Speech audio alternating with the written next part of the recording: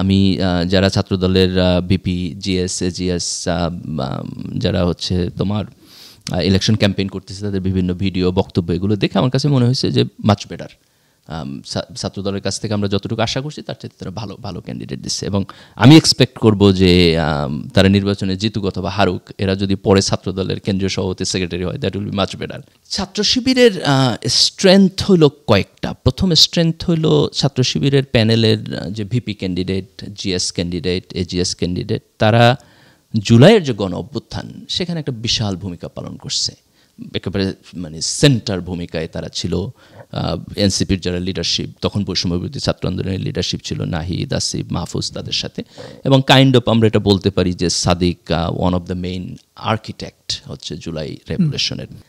যে সামনে যদি বিএনপি ক্ষমতায় আসে আর ছাত্রদল যদি ক্যাম্পাসে থাকে, তাহলে এই যে ক্যাম্পাসে এখন যে স্বাধীনতা আছে এই স্বাধীনতাটা থাকবে কিনা, নাকি তারা আবার একটা আধিপত্যমূলক এবং একটা সন্ত্রাসী ছাত্র রাজনীতি এখানে নিয়ে আসবে। আমরা এর আগে 90-এর ডাকসু ইলেকশনের পরে একই জিনিস দেখছি যে 91 বিএনপি ক্ষমতায় আসার পরে এখানে আর ডাকসু নির্বাচন হয় নাই, তাই না? এবং একটা ভয়াল পরিবেশ সেখানে ছিল। ছাত্র শিবিরের একটা জেনারেশন তৈরি হইতেছে, এটা আগেও হয়েছে এখনও আছে, যে জেনারেশন একই সাথে একাডেমিকলি সাউন্ড, রেগুলার স্টুডেন্ট এবং তাদের লিডারশিপ ক্যাপাসিটি, কোয়ালিটি আছে। আর একটা চ্যালেঞ্জের জায়গা হলো ছাত্র শিবির ইনক্লুসিভ হওয়ার চেষ্টা করতেছে, কিন্তু স্টিল ছাত্র শিবির কতখানি ইনক্লুসিভ এটা নিয়ে লিবারাল মাইন্ডসেটে হয়তো একটা সিরিয়াস কোশ্চেন আছে। বাকশাস উঠে আসছে জুলাইয়ের গণ অভ্যুত্থানের মধ্য দিয়ে, তার ফলে তার সবচাইতে বড় কার্ড হলো সে যদি জুলাইয়ের পক্ষের শক্তিরে তার দিকে রাখতে পারতো এককভাবে, তাইলে পরে সে এইটার সবচেয়ে বড় বেনিফিট নিতে পারত।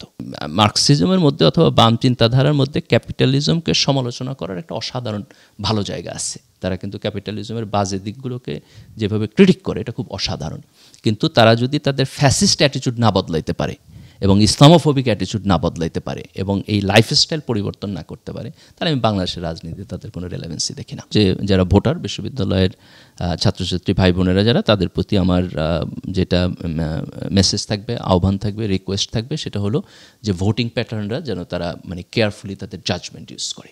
এটা যেন র্যান্ডম না হয়, নেপোটিজমের মধ্যে দিয়ে না হয়, বরং আমরা যদি জাজমেন্ট ইউজ করে ভালো প্রার্থীকে ভোট দেই, তাইলে পরে এইটা রাজনীতিতে একটা সিকোয়েন্সিয়াল ইম্প্যাক্ট তৈরি করবে। এটা আমাদের জন্য খুব প্রয়োজন এবং DUCSU can set an example for the national election.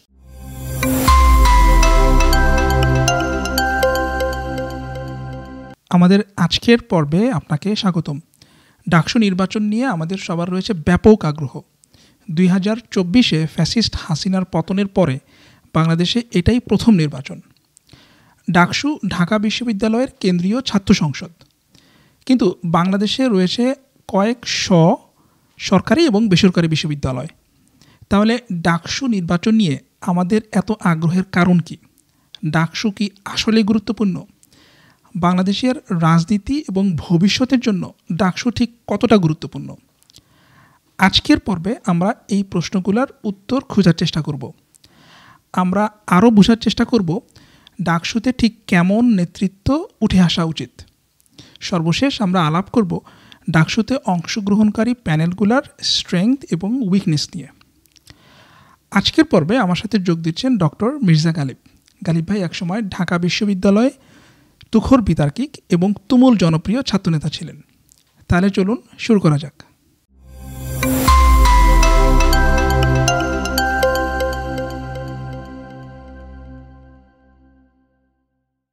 আজকে আমরা একটা আড্ডা দিব। আড্ডাটা হচ্ছে যেহেতু ডাকসু ইলেকশন খুব কাছে, সো আমরা দুইজনই ইন্টারেস্টিং টপিক এবং আমরা দুইজনই এক্স ঢাকা ইউনিভার্সিটি। সো আমি তো এখানে বসেই ফিল করতেছি যে আমি যদি এখানে থাকতাম, হ্যাঁ, মানে একটা উৎসব ভাব। সো আপনিও কি, মানে আপনার ফিলিংসটা কি? আপনি কি এক্সাইটেড? না, স্বাভাবিক। আমি খুবই এক্সাইটেড। আমার বোধহয় আমি যখন ক্যাম্পাসে ছিলাম তখন একবার ডিউডিএসের ইলেকশন করছিলাম আর কি। তো মানে এনি স্টুডেন্ট বডির ইলেকশন দেখলে তো ছাত্র জীবনের কথা মনে পড়ে। So it looks like very good. এবং যারা এখন নির্বাচন করতেছে তাদের একটা লম্বা অংশের সাথে আমার ব্যক্তিগতভাবে চিন পরিচয় আছে, তাদের সাথে লম্বা সময় আমি কাজ করছি। তো তাদেরকে যখন আমি এখন নির্বাচন করতে দেখতেছি, ক্যাম্পাসে যাচ্ছে, ছাত্রদের সাথে কথা বলতেছে, সংবাদ সম্মেলন করতেছে, so it's a very nice feelings, even though I am not there, কিন্তু দেখতে ভালো লাগে। আচ্ছা, তাহলে আমরা যদি একটু সিরিয়াস আলোচনা যাই, হ্যাঁ, যে ডাকসুটা তাহলে কেন ইম্পর্টেন্ট, ডাকসু ইলেকশনটা 24-এর পরে এই সময় ডাকসু ইলেকশনটা কেন ইম্পর্টেন্ট? এটা তো ঢাকা ইউনিভার্সিটির একটা ডাকসু হচ্ছে ঢাকা ইউনিভার্সিটির ছাত্র সংসদ, কিন্তু আমাদের ন্যাশনাল অ্যাটেনশন পুরোটাই এখন ডাকসুর প্রতি। একটা তো হলো তোমার ঢাকা বিশ্ববিদ্যালয়ের তো একটা ক্রিটিক্যাল ইম্পর্টেন্স আছে আমাদের রাজনীতিতে, তাই না? এটা হিস্টোরিক্যালি আসছে 52 থেকে শুরু করে যে লম্বা সময়ের আন্দোলন সেখানে আসছে। ইভেন ঢাকা বিশ্ববিদ্যালয়ের প্রতিষ্ঠাও তো একটা রাজনৈতিক ইস্যু ছিল, তাই না? বঙ্গভঙ্গ এবং তারপরে আবার আমরা যদি একেবারে রিসেন্টলি দেখি তাইলেও এই যে 24-এ যেই ফ্যাসিবাদী মুভমেন্টটা হইলো, সেই মুভমেন্টের শুরু ঢাকা বিশ্ববিদ্যালয় থেকে। ঢাকা বিশ্ববিদ্যালয়ের ছেলেরা মূলত এখানে নেতৃত্ব দিচ্ছে। So all that makes Dhaka university একটা সেন্টার পয়েন্ট আমাদের রাজনীতিতে। তো এটা একটা কারণ। আরেকটা হলো 24-এর পরে আমাদের তো একটা ফোকাস হলো আমরা একটা ডেমোক্রেটিক ট্রানজিশনের মধ্য দিয়ে যাব, তাই না? তো এখন পর্যন্ত তো বড়সড় নির্বাচন কোথাও হয় নাই। দুইটা জায়গা নিয়ে সবাই কথা বলতেছিল, একটা হলো ছাত্র সংসদের নির্বাচনগুলো, আর আরেকটা জায়গা হলো স্থানীয় সরকার নির্বাচন হইতে পারে কিনা ন্যাশনাল ইলেকশনের আগে। এই দুইটা নিয়ে আলাপ আলোচনা ছিল। তো ইট লুকস লাইক আমরা যদি ফেব্রুয়ারির ডেডলাইনে থাকি ন্যাশনাল নির্বাচনে, তাহলে স্থানীয় সরকার নির্বাচন আগে হবে না, তাহলে আমরা ন্যাশনাল ইলেকশনে যাব। কিন্তু ন্যাশনাল ইলেকশনে যাওয়ার আগে আমাদের যদি গণতান্ত্রিক ট্রানজিশন কোথাও হয়, তাহলে আমরা ফার্স্ট দেখতে পাইতেছি যেটা ক্যাম্পাসে হইতেছে। আমার বোধহয় ঢাকা বিশ্ববিদ্যালয়ের নির্বাচনের ডেট হয়ে গেছে, জাহাঙ্গীরনগরে হয়েছে, এবং আরও দু একটা বিশ্ববিদ্যালয়ে ছাত্র সংসদ নির্বাচন হবে। তো আমরা যদি বড় বড় সকল পাবলিক বিশ্ববিদ্যালয়গুলোতে ছাত্র সংসদের নির্বাচনটা স্মুথলি হয়, তাহলে এইটা আমাদের ডেমোক্রেটিক ট্রানজিশনের যে যাত্রা, সেখানে একটা সিগনিফিক্যান্ট মাইল ফলক হবে। So from that point of view আমি মনে করি যে ডাকসুটা খুব ইম্পর্টেন্ট। আরেকটা জায়গা থেকে আমরা ডাকসুটাকে দেখতে পারি, সেটা হলো যে বাংলাদেশের রাজনীতিতে তো ন্যাশনাল ইনস্টিটিউশন সমূহ কাজ করতেছে না, যেই কারণে ছাত্রদের বারবার রাজনীতিতে যাইতে হয়। এটা একটা ইমপারফেক্ট সিচুয়েশন, আমরা এটা চাই না। যেমন এই যে আমাদের একটা ফ্যাসিবাদী সরকার ছিল এবং সরকার ব্যবস্থাটাকে ছাত্ররা আন্দোলন করে সরাইলো, এটা তো হওয়ার কথা ছিল না, তাই না? আমাদের গভর্নমেন্টের সিস্টেমের মধ্যে চেক অ্যান্ড ব্যালেন্স থাকার কথা ছিল, যাতে করে কাউকে আন্দোলন না করতে হয়, নিয়মের মধ্যে দিয়ে হবে। তো এটা যেহেতু হয় না, এই ইমপারফেকশনকে যদি আমরা মাথায় রাখি, তাহলে ঢাকা বিশ্ববিদ্যালয়ে ক্যাম্পাস এবং সেখানে যে ছাত্র রাজনীতি, সাধারণ ছাত্ররা ইলেক্টেড ডাকসু থেকে শুরু করে সব কিছু যে সিচুয়েশন আছে, এটা বাংলাদেশের জাতীয় রাজনীতির উপর ইম্প্যাক্ট করে। এবং আমরা যদি একটা গণতান্ত্রিক এনভায়রনমেন্ট বিশ্ববিদ্যালয় ক্যাম্পাসে পাই এবং সেখানে থাকে, তাহলে এইটা সেফগার্ড হিসাবে কাজ করবে যে ন্যাশনাল পলিটিক্সে কেউ অল্প সময়ের জন্য খুব কুইকলি ফ্যাসিস্ট হয়ে উঠতে পারবে না, তাই না? আমরা আওয়ামী লীগের যে ফ্যাসিজম দেখছি, তার কিন্তু একটা বড় পয়েন্ট ছিল যে ক্যাম্পাসে ছাত্রলীগরে দিয়া তারা একটা আধিপত্যবাদী সিস্টেম সাধারণ ছাত্রদেরকে অপ্রেস করে রাখছে, তাই না? ওইটা যখন ভেঙে গেছে খুব সম্ভবত 16-17 তারিখের দিকে জুলাইয়ের, ওই সময় ছাত্রলীগকে বিশ্ববিদ্যালয় ক্যাম্পাস থেকে বের করে দিয়েছে। এই যে সাধারণ ছাত্ররা স্বাধীন হলো, যে তাদের উপরে এখন সরকারি গুন্ডা বাহিনী নাই ছাত্রলীগের নামে, এই গুন্ডা বাহিনী না থাকার কারণে কিন্তু এই আন্দোলন সামনের দিকে আগাইছে। তাই মনে করি আজকেও ক্রিটিক্যাল ইম্পর্টেন্স আছে যে এখানে যদি ডাকসুর ইলেক্টেড অফিসিয়ালরা থাকে, ছাত্র নেতৃত্ব থাকে, গণতন্ত্র থাকে, এখানে যদি পরবর্তীতে যারা ক্ষমতায় আসবে তারা যদি তাদের ছাত্র সংগঠন দিয়া ছাত্রলীগের মতো একই ধরনের গুন্ডামি না করতে পারে, তাইলে এইটা জাতীয় রাজনীতিতে সরকারকে একটা চেক অ্যান্ড ব্যালেন্সের মধ্যে রাখবে। তো এই জায়গা থেকে আমি মনে করি ডাকসু খুবই ক্রিটিক্যালি ইম্পর্টেন্ট। আরেকটা জায়গা থেকে তুমি দেখতে পারো, সেটা হলো যে বিশ্ববিদ্যালয়ের কম্পোনেন্ট কি। বিশ্ববিদ্যালয়ের কম্পোনেন্ট শিক্ষকরা, বিশ্ববিদ্যালয়ের কম্পোনেন্ট ছাত্ররা, এবং বিশ্ববিদ্যালয়ের কম্পোনেন্ট হলো তাদের কর্মকর্তা কর্মচারীরা। তো আমরা যদি একটা গুড গভর্নেন্স চাই বিশ্ববিদ্যালয়ে, যার মধ্য দিয়ে তার একাডেমিক ইনস্টিটিউশন ডেভেলপ হবে, তাইলে তো তাদের রিপ্রেজেন্টেশন লাগবে, তাই না? শিক্ষকদের লাগবে, ছাত্রদের লাগবে, কর্মকর্তা কর্মচারীদের লাগবে। তো সেই জায়গায় ছাত্ররা তো একটা অনেক বড় কম্পোনেন্ট, সংখ্যার বিচারে সবচেয়ে বড় নাম্বার এখানে। তো ছাত্রদের যদি ইলেক্টেড অফিসিয়াল থাকে, তাহলে আমার বোধ হয় যে বিশ্ববিদ্যালয় কীভাবে চলতেছে সেই জায়গায় ছাত্রদের অধিকারের প্রশ্নটা আরও ভালোভাবে আসবে। তাদের শিক্ষা দীক্ষার মান, তাদের হলের থাকার মান, খাওয়ার মান, তাদের রিডিং রুমের মান, তাদের লাইব্রেরির মান, ক্লাস নিয়মিত হইতেছে কিনা সেই জায়গার মান। তো এই সকল কোয়ালিটির ক্ষেত্রে ছাত্রদের ভয়েসটা রেইজ হলে একাডেমিক ইনস্টিটিউশন হিসেবে ঢাকা বিশ্ববিদ্যালয় একটা এক্সেলেন্সের দিকে যাবে। তো এই সব কিছু মিলাইয়া আমার কাছে মনে হয় যে ডাকসু আমাদের জন্য এখনকার সময়ে মানে সুপার ডুপার ইম্পর্টেন্ট একটা ইস্যু। হ্যাঁ, শিক্ষক সমিতি তো আছে, অনেক অনেক অনেক লম্বা টাইম ধরেই আমরা শিক্ষক সমিতি ইলেকশন আমরা দেখি, এবং এটা তো আমার মনে হয় নিয়মিতই হয় শিক্ষক সমিতির ইলেকশনটা ঢাকা বিশ্ববিদ্যালয়ে। সাংবাদিক সমিতি আছে এবং নানান ধরনের ইনস্টিটিউশন সমিতি এগুলো আছে, কিন্তু আনফর্চুনেটলি ছাত্র সংসদের ডাকসুর ইলেকশনটাই কখনোই নিয়মিত হয় নাই। এটা একটা আনফর্চুনেট। শিক্ষক সমিতির নির্বাচনে একটা ঝামেলা আছে। একটা ঝামেলা হলো যে শিক্ষকদের নিয়োগ যেহেতু সবসময় ফেয়ার হয় না, যারা যখন ক্ষমতায় থাকে তাদের পেছনে ঘুরে ঘুরে নিয়োগ নিতে হয়। তার ফলে যেটা হয় যে একজন ক্ষমতায় এসে একটা ম্যাসিভ নিয়োগ দেয়, ম্যাসিভ নিয়োগ দিলে তার ভোটার বাইরে যায়, ভোটার বাইরে গেলে সে নির্বাচনে জিতে যায়। তখন ছাত্রদের ক্ষেত্রে এটা হয় না, কারণ হচ্ছে যেহেতু বিশ্ববিদ্যালয়ের এখন পর্যন্ত ভর্তি পরীক্ষা দিয়ে আসতে হয় এবং সেখানে একটা ফেয়ারনেস আছে। তো শিক্ষকদের ক্ষেত্রে, শিক্ষকের নিয়োগের ক্ষেত্রে ফেয়ারনেস না থাকলে এটা এরকমই হবে। আর একটা হচ্ছে শিক্ষকদের সুযোগ সুবিধার কারণে অনেকে হচ্ছে দলীয় শিক্ষক রাজনীতি করতে ছোটাছুটি করে। হয়তো হলের একটা প্রভোস্ট হবে, হাউস টিউটর হবে, একটা বাসা পাবে, কাজেই এই ছোটোখাটো সুযোগ সুবিধাগুলো থেকে যেহেতু তাদেরকে ডিপ্রাইভ করা হয়, তারা এক ধরনের দলীয় রাজনীতির মধ্যে যায়। এই কারণে আমার বোধ হয় যে শিক্ষক সমিতিকে আমরা অতীতে কখনো নির্বাচন নিয়মিত হইলেও খুব স্বাধীনভাবে তাদের পাওয়ার এক্সারসাইজ করতে দেখি নাই। কিন্তু ডাকসুতে যদি পলিটিক্যালি ইলেকশন আনফেয়ার না হয়, তাহলে কিন্তু আমরা ডাকসুতে ছাত্রদের একটা প্রতিনিধিত্ব দেখব। এটা কিন্তু 2018 ইলেকশনেও হয়েছে, যদিও ইলেকশন ফেয়ার হয় নাই, অনেক কথাবার্তা আছে, কিন্তু নুরুল হক নুরু যখন ডাকসুর ভিপি হয়েছে এবং সেখানে ছাত্রলীগ যখন হইতে পারে নাই, তার একটা প্রভাব কিন্তু সাধারণ নির্বাচনের উপরে, মানে বিশ্ববিদ্যালয় ক্যাম্পাসের রাজনীতির উপর পড়ছে, একটা হিউজ প্রভাব পড়ছে। তাহলে 24-এর পরে আমাদের ধরেন এটা ন্যাশনাল স্পটলাইট আছে, এই ধরনের একটা ফার্স্ট ইলেকশন, এবং ডাকসুর লাস্ট ইলেকশন হয়েছে 2018-তে।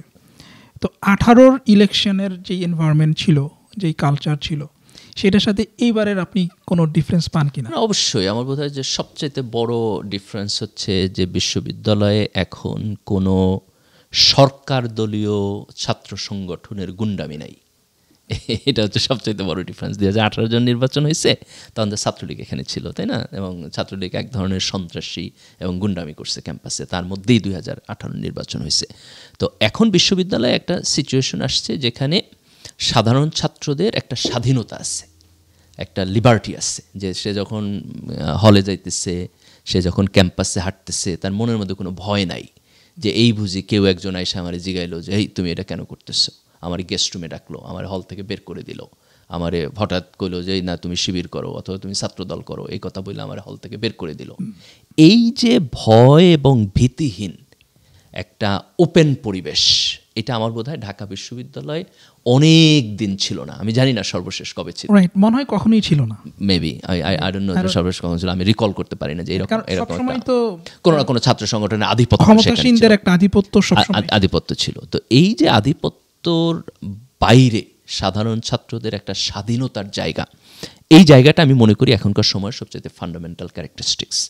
এবং এটা রিফ্লেকশন কি, এটা রিফ্লেকশন তুমি দেখবা যে ডাকসু নির্বাচনে একটা উৎসবের আমেজ হইতেছে, তাই না? আমি ওই দিন দেখলাম যে বোধহয় ক্যাম্পাসের বটতলায় তোমার কোনো একটা টেলিভিশন চ্যানেল অর্গানাইজ করছে, খুব সম্ভবত যমুনা টেলিভিশন, তাদের একটা বিতর্ক সকল প্রতিযোগিতা।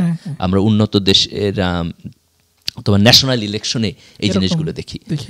তো এই যে ডাকসুর নির্বাচনে সবাই ওখানে যাইতেছে, কথা বলতেছে, সাধারণ ছাত্ররা আসতেছে, প্রশ্ন করতেছে, টাউন হল মিটিংয়ের মতো আর কি, ওপেন। তো পলিসি লেভেলে ডিবেট হইতেছে। তো এটা তো একটা ওয়ান্ডারফুল সিচুয়েশন, তাই না? আমরা এরকম সিচুয়েশন তো দেখতে চাই ছাত্র রাজনীতিতে এবং জাতীয় রাজনীতিতে। তো এই যে আমরা এখন এটাকে দেখতে পারতেছি এবং ছাত্ররা স্বাধীনভাবে একটা উৎসবের আমেজের মধ্য দিয়ে নির্বাচনে যাইতেছে, এটা একটা ইউনিক ঘটনা, যেটা আগে কখনো ছিল না। আমরা যদি এটাকে ধরে রাখতে পারি ইনস্টিটিউশনালি, তাহলে আমার মনে হয় যে এটা বাংলাদেশের ডেমোক্রেটিক কালচারে একটা হিউজ কন্ট্রিবিউশন হবে ইনশাআল্লাহ।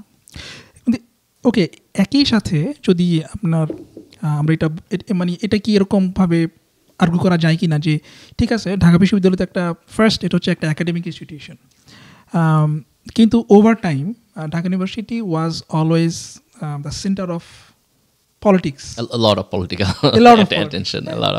এখন এই যে ইলেকশন কেন্দ্রিক আমরা দেখতেছি লট অফ অ্যাটেনশন, পুরো মানে সব জায়গায় ইলেকশন এটা। সো এখন এটাকে মানে কোয়েশন হচ্ছে যে আমরা কি ঢাকা বিশ্ববিদ্যালয় কি মানে যতটুকু পলিটিক্যাল ছিল আগে, এখন কি এসব ইলেকশন করে আরো বেশি পলিটিক্যাল হয়ে যাচ্ছি আমরা, নাকি আমরা is that good or bad?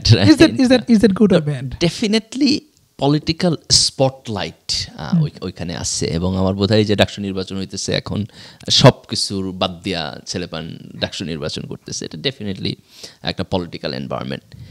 এবং আমি যদি থিওরিটিক্যালি চিন্তা করি তাহলে এইটা একাডেমিক এনভায়রনমেন্ট এবং এক্সিলেন্স আমরা যেটা চাই সেটার ক্ষেত্রে একটা অবস্ট্রাকলও তৈরি করতে পারে, তাই না?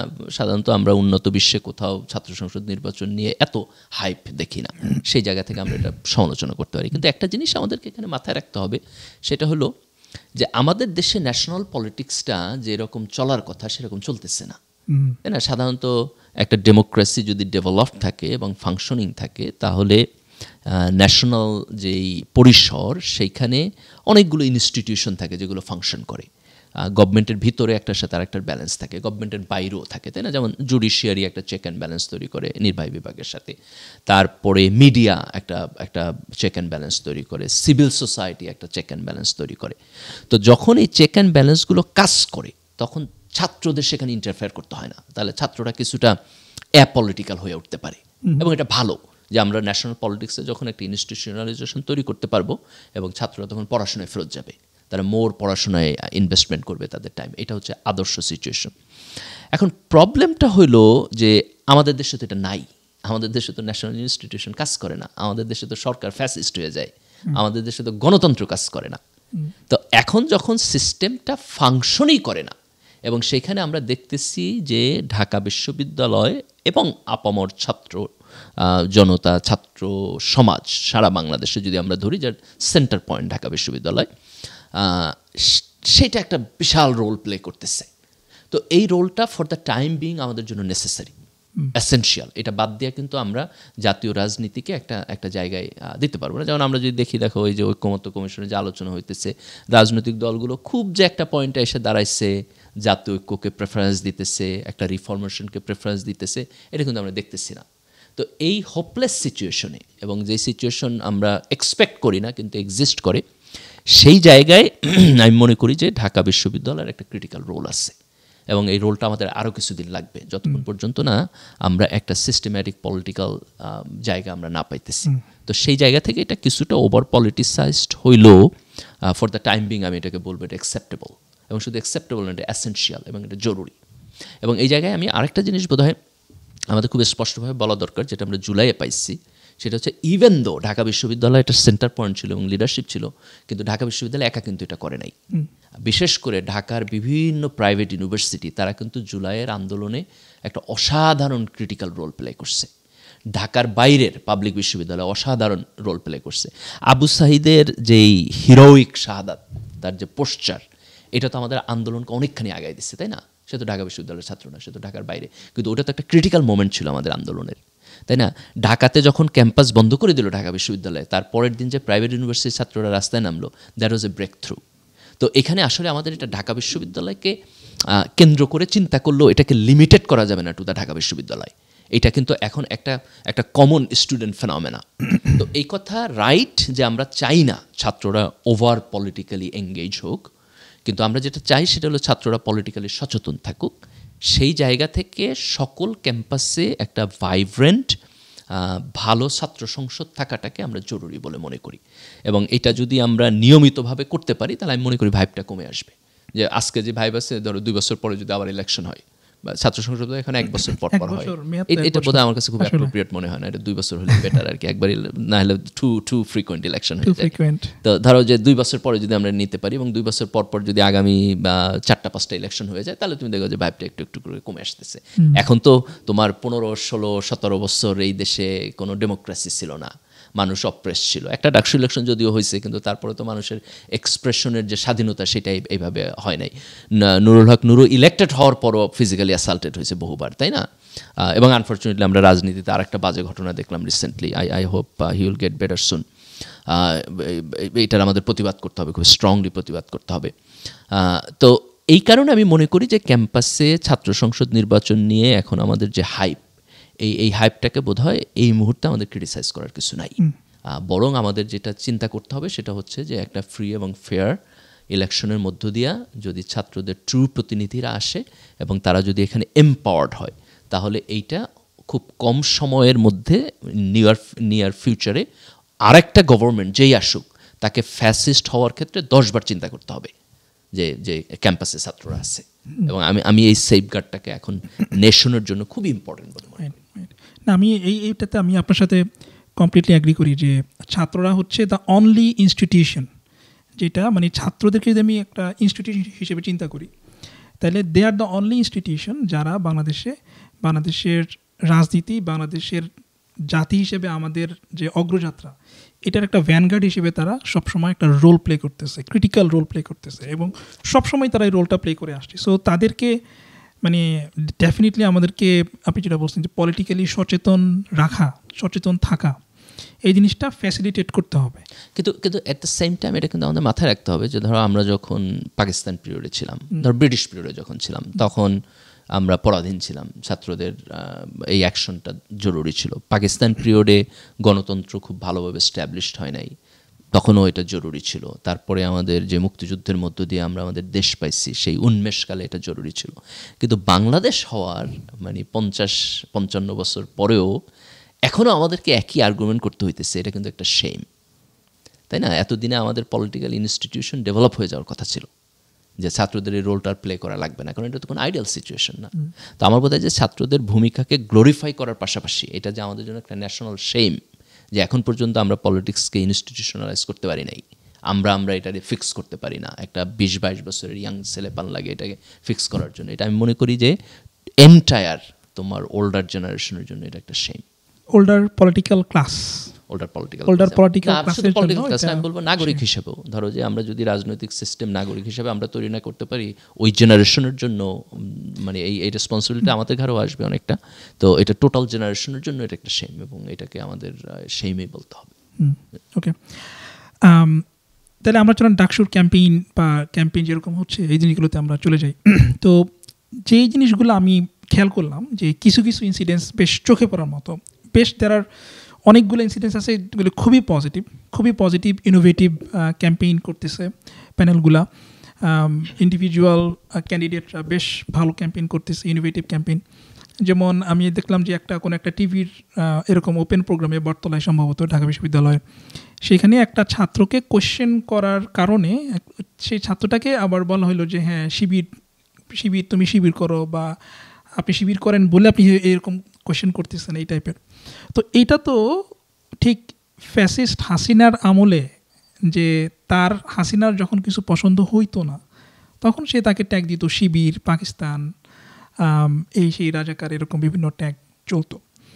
তো আমরা তো দেখতেছি যে সেই ঠিক একই জিনিসটা না ট্রু, তুমি খুব রাইটলি পয়েন্ট আউট করছো যে শেখ হাসিনার সময়ে যে রাজনীতি, যে ফ্যাসিস্ট রাজনীতির মেকিং, এটার কিন্তু একটা মোরাল লেজিটিমেসি তৈরি করছিল সে, তাই না? সমাজের মধ্যে মোরাল লেজিটিমেসিটা কি, যে সে প্রথম টার্গেট করছিল জামাত ইসলাম এবং ছাত্র শিবিরকে, যে ঠিক আছে তুমি জামাত শিবির, তুমি যদি জামাত শিবির হও তাহলে তোমার কোনো নাগরিক অধিকার নাই, আমি চাইলে তোমারে মারতে পারি, আমি চাইলে তোমারে গুম করতে পারি, আমি চাইলে তোমারে খুন করতে পারি।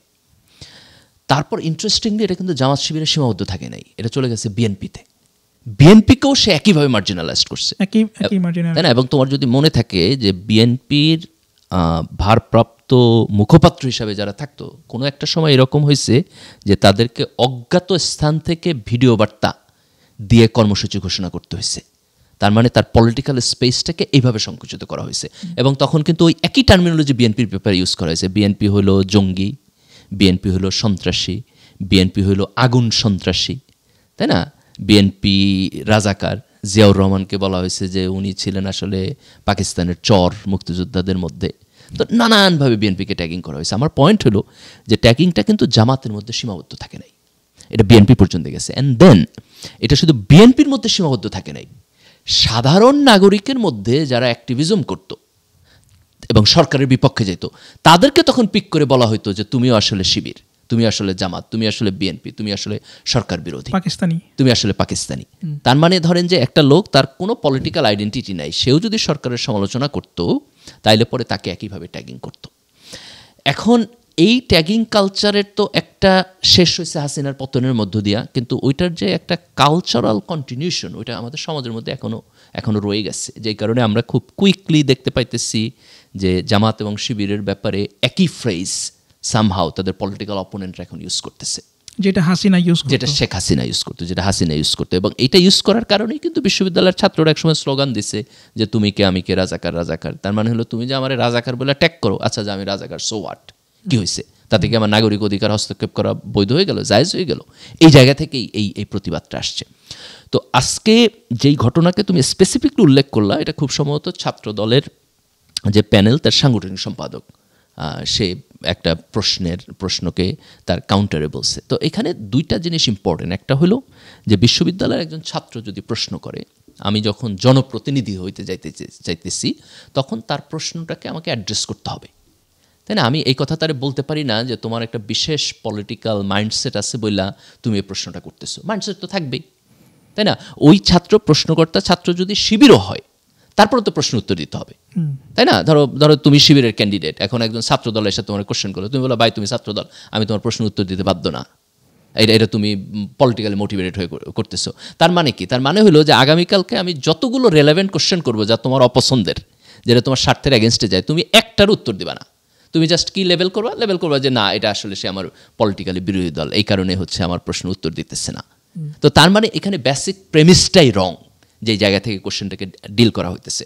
কিন্তু আমি এটাকে খুব নেগেটিভলি নিব না, এই কারণে এখানে দুইটা ঘটনা ঘটছে। একটা হলো যে ওই স্পেসিফিক ক্যান্ডিডেট এটাকে এভাবে ফ্রেমিং করছে, এটাকে যেরকম করে আমরা নেগেটিভলি দেখতে পারি যে একটা ট্যাগিং হইতেছে, কিন্তু তুমি যদি খেয়াল করো যে এটাকে প্রচণ্ড প্রতিবাদ হয়েছে যারা ওইখানে উপস্থিত ছিল ক্যান্ডিডেট, তাই না? বাকসাসের প্যানেল থেকে যে ছিল সে প্রতিবাদ করছে, ছাত্র শিবিরের প্যানেল থেকে ছিল সে প্রতিবাদ করছে, সাধারণ ছাত্ররা প্রতিবাদ করছে, আমরা সোশ্যাল মিডিয়ায় দেখছি এটা একটা হিউজ প্রতিবাদ হয়েছে। তো এই জায়গাটা হচ্ছে আমার মনে হয় সবচেয়ে পজিটিভ জায়গা, যেটা চেঞ্জ আগের জায়গা থেকে। যেহেতু আমরা একটা 16 বছরের ট্যাগিং কালচারের মধ্য দিয়ে আসছি, ট্যাগিংয়ের ব্যাপারে একটা সেন্সিটিভিটি তৈরি হয়েছে সমাজে, এবং এইভাবে যে ট্যাগিং করা যাবে না, করা উচিত না, সেই মোরালিটিটা সমাজে তৈরি হয়েছে, যেই কারণে এই আচরণটাকে আমরা একটা প্রবলেমেটিক আচরণ হিসাবে আইডেন্টিফাই করতে পারতেছি। আমার বোধ হয় যে এইটা একটা প্রোগ্রেস, এবং আমার বোধ হয় যে মানে খুব সম্ভবত ছাত্রদলের ক্যান্ডিডেট ওই স্পেসিফিক সময়ে এটাকে কিভাবে ডিল করতে হবে এটা বুঝতে পারে নাই, যে কারণে সে নেগেটিভলি ডিল করছে।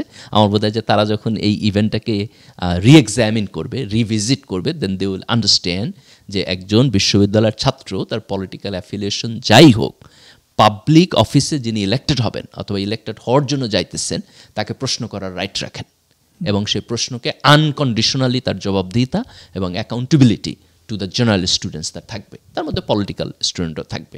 সে যদি কোনো প্রশ্নের মেরিটকে রাইট মনে না করে, তাহলে সে ব্যাখ্যা করবে কেন রাইট মনে না করলো। কিন্তু এখানে তাকে ব্র্যাকেটেড করা, ট্যাগিং করা, এটা খুবই ডেঞ্জারাস। কারণ এর মানে হলো যে আগামী দিনে আমি যে কাউকে এইভাবে ট্যাগিং করে ইররেলেভেন্ট করে দিতে পারি। তো আমার বোধ হয় যে এই জায়গায় আমাদের কোনোভাবেই যাওয়া যাবে না। না, এটা একটা ওয়ান্ডারফুল, মানে ওই ক্লিপটা আমি দেখছি, এবং একটা ওয়ান্ডারফুল জিনিস ছিল যে বাকশাসের যেই প্রার্থী ছিল এবং আরও যারা ছিল, তারা ওইখানে বেশ স্ট্রংলি এটার অপোজ করছে। সাধারণ ছাত্ররা যারা ছিল তারাও খুব স্ট্রংলি অপোজ করছে, strongly oppose. It was wonderful to see যে তারা যেইভাবে জিনিসটাকে তারা, এবং আমার বোধহয় আমি খুব কনফিডেন্ট যে ছাত্রদল এটাকে যখন রিভিজিট করবে, তারাও এটা অ্যাগ্রি করবে যে এটা ইনঅ্যাপ্রোপ্রিয়েট আচরণ ছিল, এবং they are not interested to repeat this আচরণ। আমি মনে করি যে ডেফিনেটলি তারা এটা অ্যাগ্রি করবে। আচ্ছা, তো ডাকসুতে আসলে তা আমরা বুঝলাম যে ডাকসু ইম্পর্টেন্ট, এটার ন্যাশনাল ইম্পর্টেন্স 24-এর পরে এখন যা হচ্ছে সব কিছু মিলায় আমরা দেখলাম যে হ্যাঁ, ডাকসুর ন্যাশনাল ইম্পর্টেন্স সব কিছু মিলায় এটা বেশ গুরুত্বপূর্ণ আমাদের ন্যাশনাল পলিটিক্সের ক্ষেত্রে, ন্যাশনাল ইনস্টিটিউশনাল যে ট্রানজিশন আমরা আশা করি সেটার ক্ষেত্রে। তো তাইলে ডাকসু যদি এত ইম্পর্টেন্ট হয়, তার মানে হচ্ছে ডাকসুতে আমরা কেমন প্রার্থী চাই বা কারা ইলেক্টেড হয়ে আসবে, তাদের কোয়ালিফিকেশন বা ডাকসু যারা লিড দিবে, কেমন নেতৃত্ব আমরা ডাকসুতে চাই, that would be a very important question. Definitely. এক্ষেত্রে আপনার কি মনে হয় যে ঠিক এই জায়গাটাকে আমরা এইভাবে দেখতে পারি, সেটা হলো যে আমরা একটা ভালো গণতান্ত্রিক সিস্টেম চাই, তাই না? রাষ্ট্রের ক্ষেত্রে আমরা চাই, শিক্ষা প্রতিষ্ঠানের ক্ষেত্রে আমরা চাই। তো তাইলে পরে একটা ভালো গণতান্ত্রিক সিস্টেম আমরা কীভাবে তৈরি করবো? একদিনে তো তৈরি করতে পারবো না। ডেমোক্রেসির অনেকগুলো লিমিটেশন আছে, কিন্তু তারপরে ডেমোক্রেসি যদি ফাংশন করে, দুইটা পদ্ধতির মধ্য দিয়ে আমরা এটা এনশিওর করতে পারি। একটা হলো যে ইলেকশনটা ফ্রি অ্যান্ড ফেয়ার হইব, তার কারণ হলো আমি ভোট দিলাম, কিন্তু যদি আমার ভোট রিফ্লেক্ট না হয়, এখানে যদি কারচুপি হয়, তাহলে তো তুমি কোনোদিনই সিস্টেম ভালো করতে পারবে না। তাহলে আমার ভোট কাউন্ট হবে এবং ইলেকশনটা ফ্রি অ্যান্ড ফেয়ার হবে। এটা হচ্ছে আমাদের প্রথম পয়েন্ট। সেকেন্ড পয়েন্ট হলো যে এরপরে ভোটাররা যদি তার ভোটিং রাইট কেয়ারফুলি এক্সারসাইজ করে, যে আমি ভোট দেওয়ার সময় চিন্তা করে ভোট দিলাম, আমার ভোটিং প্যাটার্ন সামথিং মিন করে, আমি ধরো সস্তা জিনিসে কনভিন্সড হইলাম না, অথবা আমি টাকা পয়সায় কনভিন্সড হইলাম না, অথবা আমি নেপোটিজমে কনভিন্সড হইলাম না, আমি ট্রু অর্থে একজন দায়িত্বশীল নাগরিক হিসাবে আমার ভোটিং প্যাটার্ন এক্সারসাইজ করলাম। এটা যদি আমি করতে পারি, তাইলে কিন্তু ওভার দ্য টাইম মানুষ বুঝবে যে আমি যদি রাইট না থাকি, আমি যদি কোয়ালিফাইড না হই, রাইট জিনিস অ্যাড্রেস না করি, তাহলে আমি ভোট পাবো না, এবং তার ফলে পলিটিক্যাল কালচারটা চেঞ্জ হবে। তাহলে এখানে ফ্রি অ্যান্ড ফেয়ার ইলেকশনটা খুব ইম্পর্টেন্ট, এবং সেকেন্ড হলো ভোটারদের জাজমেন্টটা ইম্পর্টেন্ট। তো আমি যেহেতু আর্গু করতেছি যে ডাকসুতে যদি ভালো ক্যান্ডিডেটরা গণতান্ত্রিক ভিত্তিতে নির্বাচিত হয়, তাহলে এইটা আমাদের রাষ্ট্রকে ফ্যাসিস্ট হওয়া থেকে বাঁচায় দিবে, এখনকার জন্য সেফগার্ড হিসাবে কাজ করবে। তো সেই জায়গা থেকে আমার প্রথম পয়েন্টটা হলো যে যারা এখানে ইলেক্টেড হবে তাদের ছাত্রদের ট্রু প্রতিনিধি হইতে হবে, তাদের ফ্রিডম থাকতে হবে, তাদের ব্যাকবোন থাকতে হবে, যে তারা যদি আরেকটা রাজনৈতিক দলের কাছে, তাদের সিনিয়র রাজনৈতিক দলের কাছে যদি বান্দা হয়, যে তার কোনো মাইন্ডসেট নাই, তার কোনো ডিসিশন মেকিং পাওয়ার নাই, তার কোনো ক্যাপাসিটি নাই, সে হইল তার সিনিয়র দল যা বলবে তাই শুনবে, তাহলে এই লোকের নির্বাচন করে কোনো লাভ হবে না। এই কারণে যে সমস্ত ছাত্র সংগঠন কোনো না কোনোভাবে সিনিয়র সংগঠনের সাথে অ্যাফিলিয়েটেড, তাদেরকে খুব ক্লিয়ারলি ছাত্রদেরকে এই মেসেজ দিতে হবে যে দেখো, আমি যখন এখানে আসছি তখন আমি আমার ডিসিশনে আসছি, এবং আমার সংগঠন ওন ডিসিশন মেক করতে পারে। আমার ডিসিশন মেকের জন্য আমি গ্রেটার অর্গানাইজেশনের দিকে তাকায় থাকি না। গ্রেটার অর্গানাইজেশনের সাথে অ্যাফিলিয়েশন থাকতে পারে, আমি এটা খুব নেগেটিভলি বলবো না, কিন্তু একটা সেপারেশন থাকতে হবে, একটা ইন্ডিপেন্ডেন্সি থাকতে হবে, এবং তার ডিসিশন মেকিং প্রসেসটা ক্লিয়ার হইতে হবে আমার কাছে, যাতে করে ভোটারদের কাছে, ছাত্রদের কাছে এটা ক্লিয়ার হয়। তারা একজন বললো যে আমি জিজ্ঞেস করলাম এই ব্যাপারে তোমার পলিসি কি, সে বললো যে না, আমার দলের নেতারে জিজ্ঞেস করে আসতে হইব। আমি বললাম যে তোমার প্যানেল কবে দিবা, সে আমার বললো যে না, আগে জিজ্ঞাসা আসি। তো তারে দিয়ে তো আমার কোনো কাজ হবে না, তাই না? তো আমার বোধ হয় যে সমস্ত দলের অ্যাফিলিয়েশন আছে, যেমন এখন তো বোধ হয় বড় 3টা দলের অ্যাফিলিয়েশন আছে, তাই না? ছাত্র দলের অ্যাফিলিয়েশন আছে বিএনপির সাথে, শিবিরের অ্যাফিলিয়েশন আছে জামাতের সাথে, বাকশাসের অ্যাফিলিয়েশন আছে এনসিপির সাথে। তো এই 3টা প্যানেলকেই আমার দেখতে হবে যে তারা এই ফ্রিডমটা এক্সারসাইজ করতেছে কিনা, তাদের ডিসিশন মেকিংয়ে তাদের ডিপেন্ডেন্সি আছে কিনা। যদি ডিসিশন মেকিংয়ে ডিপেন্ডেন্সি থাকে, তাহলে ভয় করার যথেষ্ট কারণ আছে যে তারা তাদের প্যারেন্ট অর্গানাইজেশনের হইয়া প্রক্সি খেলবে এখানে। আমি প্রথমে বলবো যে আমরা কোনো ছাত্র সংগঠনের এখানে চাই না যারা হচ্ছে প্রক্সি খেলবে আরেকজনের হইয়া। তাদের ছাত্রদের প্রতিনিধি হইতে হবে, এই ইন্ডিপেন্ডেন্সি এবং এই ফ্রিডম তাদেরকে শো করতে হবে। দ্যাটস আমার হচ্ছে পয়েন্ট নাম্বার 1, যেটা দেখে আমাদের লিডারশিপ চুজ করা দরকার। সেকেন্ড হলো যে তাদেরকে রেগুলার স্টুডেন্ট হইতে হবে এবং একাডেমিকলি সাউন্ড হইতে হবে। আমাদের ছাত্র রাজনীতিতে একটা বাজে অভ্যাস আছে যে কত সালে ভর্তি হয়েছে এটা কেউ জানে না, তাই না? 5 বছর 7 বছর 15 বছর আগে এখানে ভর্তি হয়েছে। আমার বোধ হয় যে ছাত্র পড়াশোনারে ইম্পর্টেন্স দেয় না, রেগুলার ছাত্র হিসাবে তার কোনো পারফরমেন্স নাই, সে অতিরিক্ত পলিটিক্স করে, তার বিশ্ববিদ্যালয় ক্যাম্পাসে রাজনীতি করা উচিত না। সে ছাড়ে দিয়ে ন্যাশনাল পলিটিক্স করুক। ন্যাশনাল পলিটিক্সে গেলে তারা কেউ জিজ্ঞেস করতেছে না সে পড়াশোনা করে আসছে কিনা, অনার্স শেষ করছে কিনা, মাস্টার্স শেষ করছে কিনা, ইররিলেভেন্ট। তো তার যদি পলিটিক্যাল কমিটমেন্ট থাকে, অনেকে একটা আর্গু করে যে আমার এত ভালো ছাত্র দিয়ে কী হবে, আমার দরকার হলো তার পলিটিক্যাল কমিটমেন্ট আছে কিনা, পলিটিক্যাল ফিলসফি বুঝে কিনা। এটা হলো জাতীয় রাজনীতির জন্য ফাইন, কিন্তু ছাত্র রাজনীতির জন্য এটা ফাইন না। কেন ফাইন না? তার কারণ হলো যে আসলে এনে ঠিকঠাক মতো পড়ে না, সে রেগুলার স্টুডেন্টদের যেটা প্রয়োজন এটা তো বুঝবেই না, তার মেজাজ মর্জি ডিফারেন্ট থাকবে, তার প্রায়োরিটি ডিফারেন্ট থাকবে। তো এই কারণে আমি দ্বিতীয় যেটা আইডেন্টিফাই করব সেটা হলো তার রেগুলার ছাত্র হতে হবে, যে সে নিয়মিত ছাত্র, 15 বছর আগে এখানে ভর্তি হয় নাই, আদুবাই হয়ে যায় নাই, তার পড়াশোনা ভালো আছে এবং সে পড়াশোনায় মোটামুটি ভালো ছাত্র। অনেক সময় লিডারশিপ কোয়ালিটি এবং ভালো ছাত্রের মধ্যে একটা ব্যালেন্স হয়, কেউ হয়তো খুব ভালো লিডার কিন্তু অত ভালো ছাত্র না, কেউ হয়তো খুব ভালো ছাত্র কিন্তু অত ভালো লিডার না। তো এখানে ব্যালেন্সে যেতে হবে। বেস্ট হইল আমি যদি একই সাথে ভালো ছাত্রও পাই এবং ভালো লিডারও পাই, যে তার ভালো লিডারশিপ কোয়ালিটি আছে, তাহলে এটা বেস্ট। না পাওয়া গেলে আমাকে কম্বিনেশন চিন্তা করতে হবে, কিন্তু রেগুলার ছাত্র, ভালো ছাত্র, এটা আমি মনে করি সেকেন্ড কোয়ালিটি। দেন থার্ড কোয়ালিটি হলো তার লিডারশিপ কোয়ালিটি এবং তার অনেস্টি আছে কিনা, যে সে যেটা বলে এটা মিন করে কিনা, সেটা বিশ্বাস করে কিনা, এটার এক্সিকিউশন করার প্রিভিয়াস হিস্ট্রি আছে কিনা, আমি তাকে ট্রাস্ট করতে পারি কিনা। নাকি সে নির্বাচন আসলো, নির্বাচনের সময় যা যা মুখস্থ আছে তার সব কথা কইলো, কিন্তু নির্বাচনের পরের দিন তার কোনো অনেস্টি থাকবে না আমার কথার প্রতি। তো এই ট্র্যাক রেকর্ডটা তার আছে কিনা, আমার বোধ হয় যে that should be the third point. এবং দেন ফোর্থ পয়েন্টটা হলো তার ম্যানিফেস্টো, যে সে যেই প্রতিশ্রুতিগুলো দিতেছে যে আমি নির্বাচিত হইলে এটা করব, এটা আমার কমিটমেন্ট, এই জায়গাতে আমি এটা করব না কোনোভাবে, যেমন গেস্ট রুম কালচার আমি কোনোভাবে ফেরত আনবো না, এই ব্যাপারে যে কমিটমেন্টগুলো, সাধারণ ছাত্রদের যেগুলো প্রয়োজন সেগুলো আমি প্রায়োরিটি দেবো, তো সে ম্যানিফেস্টোকে মেরিট বেসিসে দেখা, আমি মনে করি এই কটা গুরুত্বপূর্ণ। আর এখানে একটা জিনিস হলো ডিসকোয়ালিফায়ার, সেটা হলো যে মানে জুলাইয়ের অভ্যুত্থানের সাথে অ্যালাইন থাকা, এবং কেউ যদি ফ্যাসিস্ট শক্তির সাথে সহযোগী হয় তাহলে তো কোনোভাবে আমরা তাকে এখন ভোট দিতে অ্যালাউ করব না। তো সেক্ষেত্রে আমাদের সাধারণ ছাত্রদের প্রতি বক্তব্য থাকবে যে ফ্যাসিস্টদের কোনো সহযোগী কেউ যদি নির্বাচনে দাঁড়ায় তাইলে পরে তাকে যেন ভোট না দেয়, কারণ সে যদি আসে তাহলে তো আমরা যে পরিবর্তনটা চাইতে সেই পরিবর্তনটা হবে না। আর ফ্যাসিবাদের অ্যাগেনস্টে যারা ছিল, যারা কাজ করছে, এটার সাথে তাদের অ্যালাইনমেন্ট আছে, তাদের মধ্য থেকে তুলনামূলকভাবে যারা মোর কম্পিটেন্ট, কোয়ালিফাইড, এই বৈশিষ্ট্যগুলো দেখে আমি মনে করি যে তাদেরকে সিলেক্টিভলি ভোট দেওয়া দরকার। এবং এখানে ভোটাররা যদি ট্রু জাজমেন্ট শো করতে পারে তাহলে এইটার ইম্প্যাক্টটা হবে অনেক বড়। একটা নির্বাচনে যদি আমরা দেখি যে মোটামুটি কম্পিটেন্ট এবং কোয়ালিফাইড লোকেরা নির্বাচিত হয়েছে, তখন পরের বারে যে কেউ মনোনয়ন দেওয়ার সময় চিন্তা করবে যে না, এর মনোনয়ন দিলে তো পাশ করে আসতে পারবে না। তাই আমাদের দেশে যেটা হয় যে একটা রাজনৈতিক দল কেন মনোনয়ন দেওয়ার আগে পয়সা খেয়ে মনোনয়ন দেয়, তার কারণ হলো সে জানে যে তার মার্কাটা এত পাওয়ারফুল, এটা একটা ব্র্যান্ড, এটা বাজারে বিক্রি করা যায়, এই মার্কা দিয়া গরু, ছাগল, গাদা, কলা গাছ, গাব গাছ আমি যাই দেই, সে পাশ করে চলে আসবে, তাই না? That is the only reason. একটা রাজনৈতিক দল মানে তার খাইয়া জনগণের কাজ করবে, তারে বাধ্য না করলে এটা তো কখনোই হবে না, আমার তারে বাধ্য করতে হবে। তো বাধ্য করার প্রসেস কি? বাধ্য করার প্রসেস হলো আমার ভোটিং প্যাটার্ন। সে যদি বুঝে যে আমারে একটা চোর মনোনয়ন দিলে কোনোদিন পাশ করে আসতে পারবে না, সো ফর এক্সাম্পল আমি যদি বগুড়া থেকে বিএনপির ধানের শীর্ষে একটা চোর মনোনয়ন দিই, সে পাশ করতে পারবো না। অথবা আমি যদি সাতক্ষীরা থেকে জামাতের দাঁড়িপাল্লা একটা চোর মনোনয়ন দিই, সে পাশ করে আসতে পারবো না।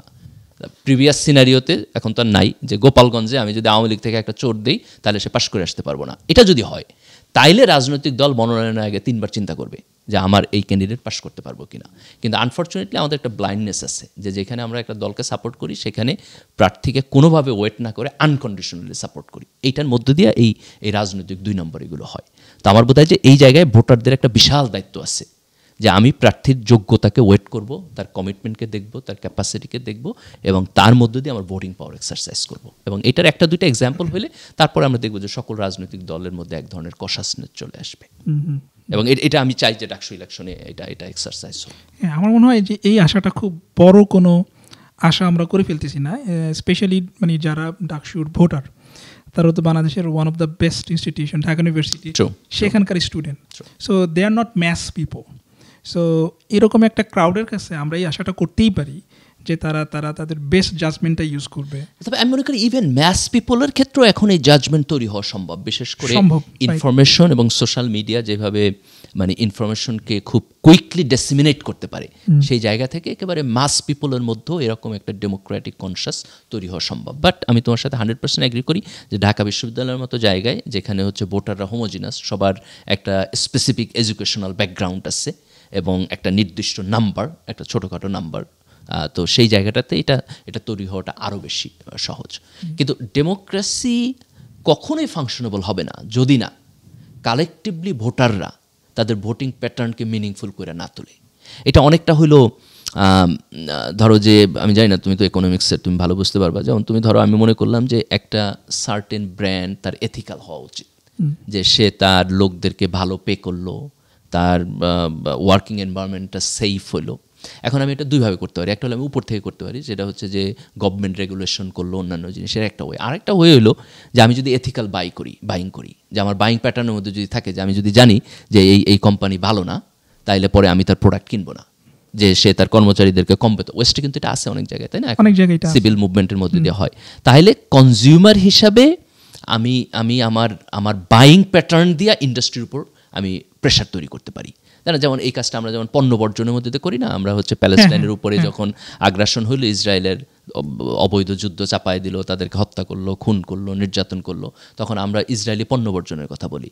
আমাদের দেশে ভারতের আগ্রাসনের কারণে ভারতীয় পণ্য বর্জনের কথা বলি। এগুলো তো সামটাইমস খুব স্ট্রংলি কাজ করে।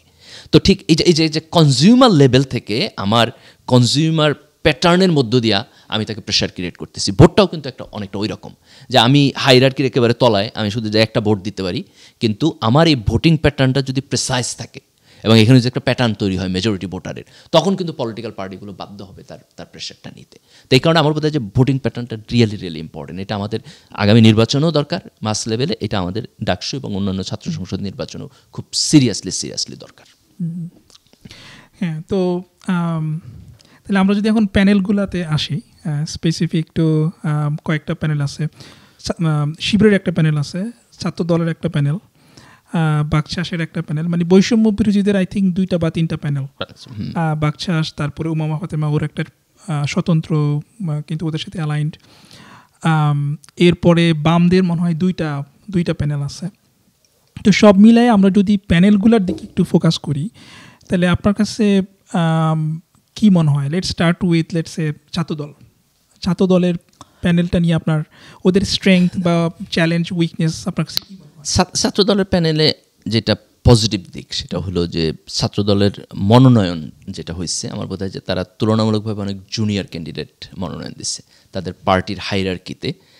যেমন তাদের যে জিএস ক্যান্ডিডেট সে সম্ভবত খুব একটা হলের সভাপতি, তো এটা কিন্তু তুলনামূলকভাবে অনেক নিচের দিকের পোস্ট, কিন্তু তাকে তারা জিএস ক্যান্ডিডেট দিচ্ছে। একইভাবে যারে ভিপি ক্যান্ডিডেট দিচ্ছে সেও বিশ্ববিদ্যালয়ের সভাপতি সেক্রেটারি না। তো এই জায়গা থেকে যে জুনিয়র ক্যান্ডিডেটদেরকে তারা যে নিয়ে আসছে, এটা নিয়ে আসার একটা কারণ হলো যে তারা একটু মোর মার্কেটেবল ক্যান্ডিডেট চাইছে, যারা সাধারণ ছাত্রদের কাছে যাইতে পারবে, তাদের সাথে মিশতে পারবে, কথা বলতে পারবে। এবং এটা খুব সম্ভবত বর্তমান যে পলিটিক্যাল এনভায়রনমেন্ট, এইটার প্রেশারটাকে অ্যাডজাস্ট করার জন্য। এবং আমি এটা মনে করি খুব ভালো মুভ হয়েছে ছাত্রদলের দিক থেকে, মানে খুব এক্সট্রাঅর্ডিনারি মুভ হয়েছে।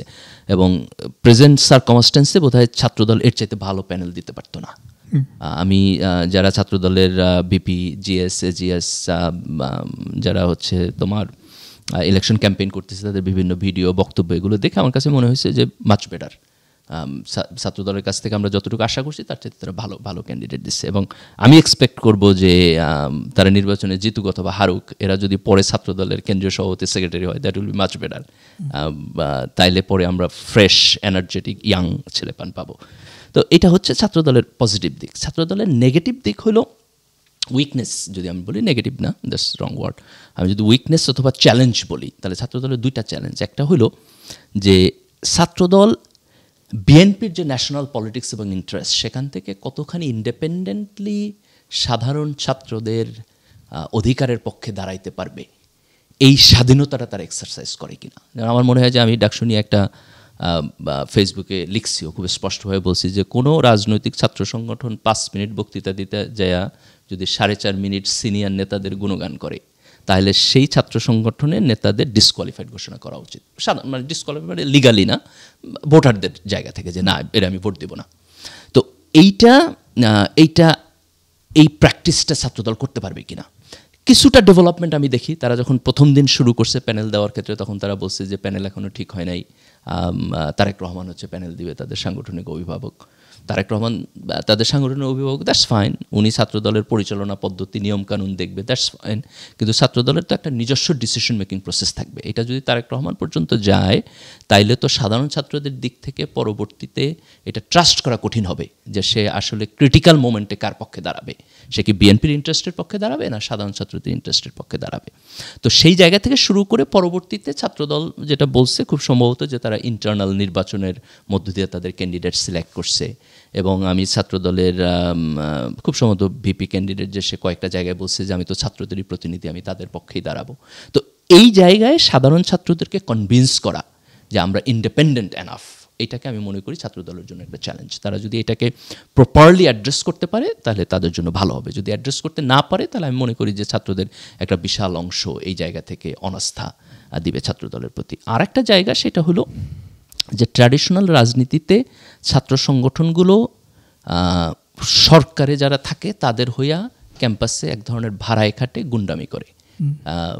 হল থেকে, হলের সাধারণ ছাত্রদেরকে জোর করে মিছিলে নিয়ে যায়, মিটিংয়ে নিয়ে যায়, গেস্ট রুম কালচার যেটা, হলের সিট বন্টনে তারা ইনফ্লুয়েন্স করে। এটা আমরা অতীতে ছাত্রদলকেও করতে দেখছি, বিএনপি যখন ক্ষমতায় ছিল তখন, ছাত্রলীগকেও করতে দেখছি যখন আওয়ামী লীগ ক্ষমতায় ছিল। ছাত্র শিবির ঢাকা বিশ্ববিদ্যালয় ক্যাম্পাসে কখনো পাওয়ারফুল ছিল না, তো তাদের ব্যাপারে আমরা জানি না যে তারা অতীতে এটা কখনো প্র্যাকটিস করে নাই, ঢাকা বিশ্ববিদ্যালয়ে সুযোগ পায় নাই তারা। কিন্তু ছাত্রদলের ক্ষেত্রে আমরা খুব ক্লিয়ারলি দেখছি যে তারা এই কাজটা আগে করছে, ছাত্রলীগ তো করছে। এখন এই যে তাদের অতীতের হিস্ট্রি, যে তারা আগে করছে এটা, যে সরকারের এক ধরনের এখানে শ্যাডো হয়ে তারা কাজ করছে, এইটা থেকে তারা বের হয়ে আসার যে কমিটমেন্ট, যে আমি এটা আর করবো না, এই কমিটমেন্টে তারা ছাত্রদেরকে কনভিন্স করতে পারবে কিনা, এইটা আমি মনে করি তাদের জন্য একটা খুব খুব বড় চ্যালেঞ্জ। কিন্তু কোনো না কোনোভাবে তাদেরকে এটা করতে হবে যদি তারা ভালো করতে চায়। আদারওয়াইজ আমি মনে করি না যে তারা সাধারণ ছাত্রদের অ্যাকসেপ্টেবিলিটির মধ্যে পড়বে, কারণ এই জায়গায় ছাত্রদের একটা বিশাল অংশের কনসার্ন আছে যে সামনে যদি বিএনপি ক্ষমতায় আসে আর ছাত্রদল যদি ক্যাম্পাসে থাকে, তাহলে এই যে ক্যাম্পাসে এখন যে স্বাধীনতা আছে, এই স্বাধীনতাটা থাকবে কিনা, নাকি তারা আবার একটা আধিপত্যমূলক এবং একটা সন্ত্রাসী ছাত্র রাজনীতি এখানে নিয়ে আসবে। আমরা এর আগে 90-এর ডাকসু ইলেকশনের পরে একই জিনিস দেখছি, যে 91 বিএনপি ক্ষমতায় আসার পরে এখানে আর ডাকসু নির্বাচন হয় নাই, তাই না, এবং একটা ভয়াল পরিবেশ সেখানে ছিল। তো এই কালচারটায় তো কম বেশি অনেকের পার্টিসিপেশন ছিল, কিন্তু এখন একটা নতুন রাজনৈতিক সময় আসছে এবং আমাদের খুব স্পষ্টভাবে আগের কালচারের কে ডিনাউন্স করা দরকার, খুব স্পষ্টভাবে বলা উচিত, ওকে আগে যেটা হয়েছে এটা ভুল, এই ভুল আমরাও করছি, কিন্তু এটা আমরা সামনে করবো না। আমাদের খুব স্পষ্ট কমিটমেন্ট আছে, এখান থেকে আমরা বের হয়ে যাব, যে বিশ্ববিদ্যালয় ক্যাম্পাসে ছাত্র রাজনীতি নিপীড়নমূলক হইতে পারবে না, এই ব্যাপারে আমাদের 100% কমিটমেন্ট আছে। তাই মনে করি এই কমিটমেন্টটা ছাত্রদলের খুব স্পষ্ট করা উচিত, এবং তারা এই কমিটমেন্টকে সাধারণ ছাত্রদেরকে কনভিন্স করতে পারবে কিনা, এটাকে আমি মনে করি যে তাদের জন্য একটা চ্যালেঞ্জ, একটা হিউজ চ্যালেঞ্জ। তো এরপরে যদি আমরা ছাত্র শিবিরের প্যানেলের দিকে যাই, ছাত্র শিবিরের স্ট্রেংথ আপনি কি দেখেন? ছাত্র শিবিরের স্ট্রেংথ হলো কয়েকটা। প্রথম স্ট্রেংথ হলো ছাত্র শিবিরের প্যানেলের যে VP candidate, GS candidate, AGS candidate, তারা জুলাইয়ের যে গণ অভ্যুত্থান সেখানে একটা বিশাল ভূমিকা পালন করছে, একেবারে মানে সেন্টার ভূমিকায় তারা ছিল। এনসিপির যারা লিডারশিপ, তখন বৈষম্যবিরোধী ছাত্র আন্দোলনের লিডারশিপ ছিল নাহিদ, আসিফ, মাহফুজ, তাদের সাথে, এবং কাইন্ড অফ আমরা এটা বলতে পারি যে Sadiq one of the main architect হচ্ছে জুলাই রেভলিউশনের। তো এইটা তাদের জন্য একটা বিশাল ব্র্যান্ডিং, সবাই তাকে, সাদিককে খুব জুলাইয়ের একটা ব্র্যান্ড অ্যাম্বাসেডর হিসেবে চিনে। তো এইটা ছাত্র শিবিরকে অনেকখানি আগায় দেবে বলে আমি মনে করি। সো দ্যাটস পয়েন্ট নাম্বার 1, তাদের অ্যাডভান্টেজ যদি আমি দেখি। সেকেন্ড হলো তাদের পজিটিভ দিক হলো যে ছাত্র শিবিরের একটা জেনারেশন তৈরি হইতেছে, এটা আগেও হয়েছে এখনও আছে, যে জেনারেশন একই সাথে একাডেমিকলি সাউন্ড, রেগুলার স্টুডেন্ট, এবং তাদের লিডারশিপ ক্যাপাসিটি, কোয়ালিটি আছে, এবং তারা রাজনীতিতে অ্যাক্টিভলি ভূমিকা পালন করতেছে। তো এই কম্বিনেশনটা তো খুব রেয়ার, যে একটা ছাত্র রাজনৈতিক দলের মধ্যে একাডেমিক এক্সিলেন্স এবং পলিটিক্যাল এক্সিলেন্স দুইটা একসাথে অ্যামালগাম করাটা এটা খুবই কঠিন একটা কাজ, কিন্তু ছাত্র শিবিরটা কনসিস্টেন্টলি করছে। এখনকার লিডারশিপের দিকে তাকাইলে এটা খুব স্পষ্টভাবে বোঝা যায়। ছাত্র শিবিরের এজিএস ক্যান্ডিডেট বোধ হয় তার ডিপার্টমেন্টে ফার্স্ট, খুবই এক্সেপশনাল, যে একেবারে বিশ্ববিদ্যালয় পর্যায়ের লিডার, কিন্তু সে তার ডিপার্টমেন্টের টপার। এই এক্সট্রাঅর্ডিনারি জিনিসটা ছাত্র শিবিরের প্যানেলের মধ্যে দেখা যাইতেছে। তো এটা আমি মনে করি তাদের একটা বিশাল অ্যাডভান্টেজ। তাদের আরেকটা অ্যাডভান্টেজ হলো যে তারা ইনক্লুসিভ হওয়ার চেষ্টা করতেছে, এবং ছাত্র শিবিরের যে প্যানেল, তাতে বেশ কয়েকজন প্রার্থী আছে যারা ছাত্র শিবিরের বাইরের প্রার্থী, কিন্তু এই ঐক্যবদ্ধ শিক্ষার্থী প্যানেলের মধ্যে তারা আসছে।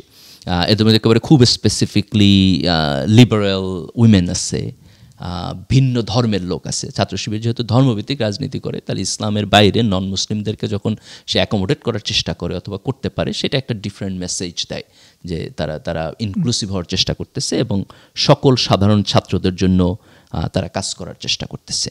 তো এই কয়েকটা জিনিসকে আমার কাছে মনে হয় যে ছাত্র শিবির প্যানেলকে যদি আমরা দেখি তাহলে তার পজিটিভ দিক।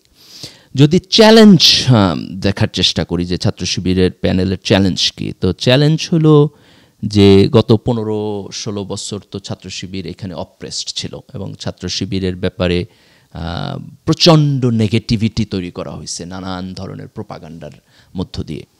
তো এটা যদিও জুলাইয়ের মধ্যে দিয়ে এটা শেষ হয়েছে, কিন্তু সাধারণ ছাত্ররা তো আগে ছাত্র শিবিরকে জানে না, চিনে না, কোথাও দেখে নাই তাদেরকে। তো এখন হঠাৎ করে যখন ছাত্র শিবিরকে দেখতেছে এবং তার আগের যে ইমেজ এটা ভাঙিয়া পড়তেছে, একটা নতুন ইমেজ তৈরি হইতেছে, একটা পজিটিভ ইমেজ তৈরি হইতেছে।